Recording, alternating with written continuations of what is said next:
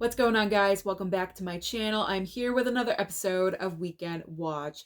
Jack Quaid should be so happy right now because his brand new film, Novocaine, did debut at #1, kicking out Mickey 17. However, the amount of money Novocaine brought in really is nothing to celebrate because this film could not even crack $10 million. The movie only brought in 8.7 million. Now, that is not the lowest that I have seen for a brand new #1 film, but it is pretty close. This is extremely disappointing because I went to go and see both Novocaine and Black Bag. I enjoyed both movies, but in particular Novocaine, because I was surprised by how much fun I had watching the movie. It was a great pace, it had a lot of action, and I thought Jack Quaid was perfect casting in the role. He brought a lot of heart and humor to his role, and I really, really enjoyed it. So if you have some time this coming week before the major Disney live action this coming weekend, go and check out Novocaine. I promise you will have a good time. Now let's talk about the rest of the top five. Second and third place. Second place goes to Mickey 17. In its second weekend, the movie brought in 7.5 million, and after 2 weeks, worldwide total is at 90.5 million. Warner Brothers has seen the writing on the wall when it comes to Mickey 17 because they are putting this movie to PVOD as quickly as possible. I believe it's going to be available on VOD March 25th. Extremely disappointing. But the studio has to do what they have to do to kind of make up for some of the money that they spent on the movie. It's just disappointing. Everything's disappointing in this episode. I'm so sorry. But in particular for Mickey 17, I went and checked out this movie too. I really enjoyed the first half of Mickey 17, but the second half, it just really gets kind of jumbled and kind of just goes into a storyline that I really just was not a fan of. But this is a film by Bong Joon-ho, and it's just sad that this is happening to one of his films. And Robert Pattinson is just so good in this movie. He's the reason to go and check out Mickey 17. But it is going to be on VOD March 25th. Third place goes to Black Bag. Also brought in about 7.5 million. I do believe Mickey 17 made $100,000 more than Black Bag, so that's why it's in second place. Fourth and fifth place. Fourth place goes to Captain America Brave New World with 5.4 million, and rounding out the top five in fifth place is the Looney Tunes movie with 3.1 million. Now, what is new at the box office this coming weekend that can save the box office? Because these numbers are horrendous. Horrendous, horrible, abysmal, whatever word you want to use. It is not good. We need a saving grace. Snow White. Snow White is coming this Friday. And also The Alto Knights, which is a brand new mob film starring Robert De Niro, which I am personally very excited about. Now let's talk about Snow White for a second, because there's a lot of you out there that are doubting Snow White. You are commenting and saying Snow White is not going to make any money. It's going to be a flop. I don't believe that to be true, because even though we complain about the Disney live action movies, and this is something that I have mentioned in the past couple of weeks to a month now, even though we complain about the Disney live action, are they necessary? Do we really need these? Why are they making these? The live action films still make money. Not every one of them is going to make $1 billion, but let's not forget, I mean, if it makes 5 to 600 million, that is not a failure. And I think that's where, a lot of the confusion lies, because we all think the $1 billion number equals success. And that is not true. Not every movie is going to hit $1 billion, especially these days with streaming options. Streaming has changed everything. Maybe prior to streaming, Snow White would guarantee make $1 billion.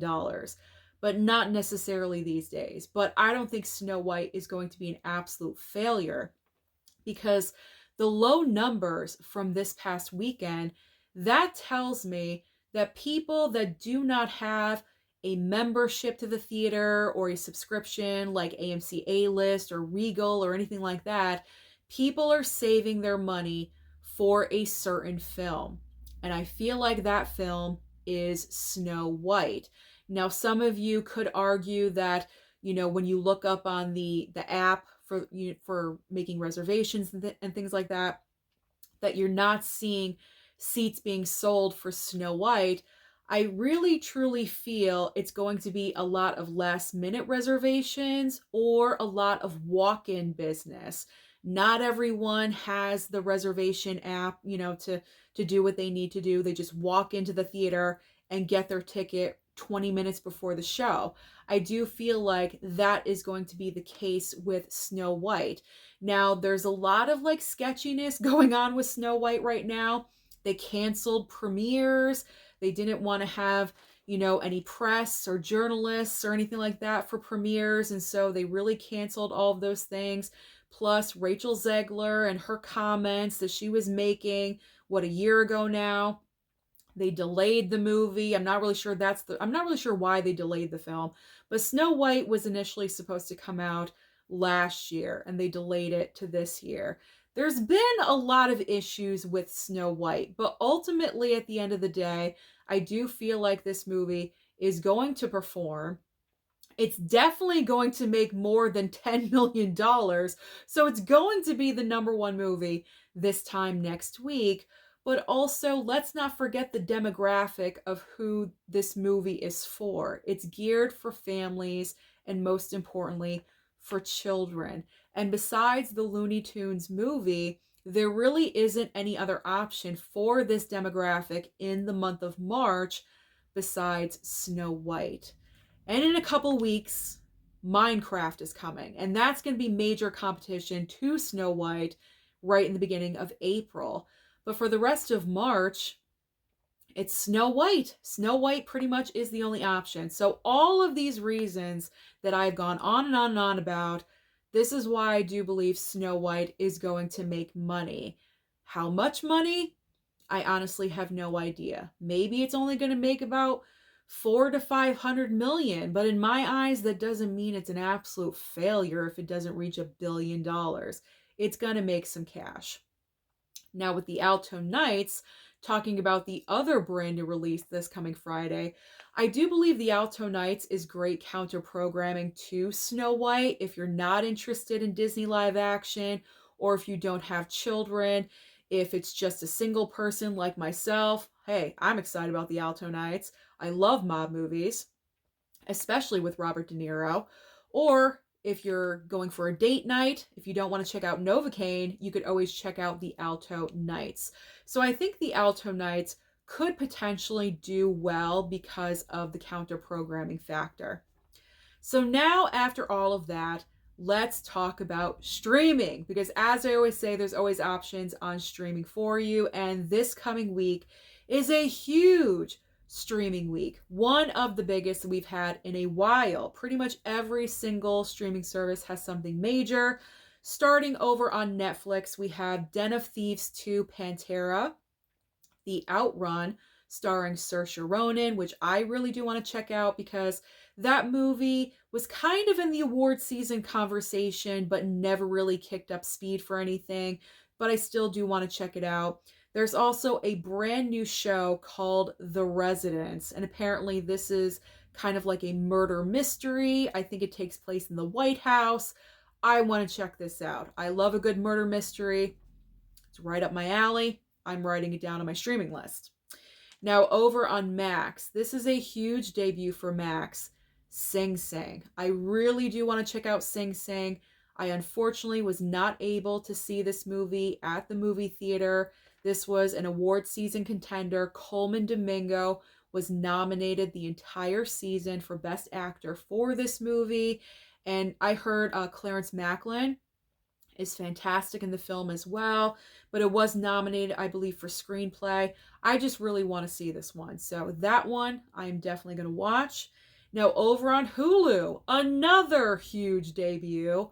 Our brand new Best Picture winner, Honora, is dropping on Hulu, I believe, tomorrow, St. Patrick's Day. Happy St. Patrick's Day. You can stream Honora if you are interested.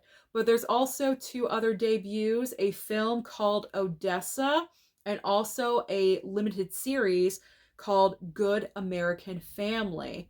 I think I'm going to check that one out as well. Amazon Prime is debuting Tyler Perry's Duplicity.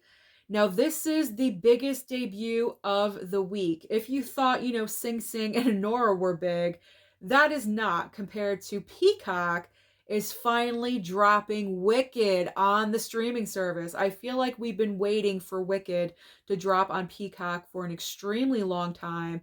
So Friday the 21st, it's finally happening. So if you guys have been waiting, by chance, if you did not see this movie at the theater, you can finally watch it at home.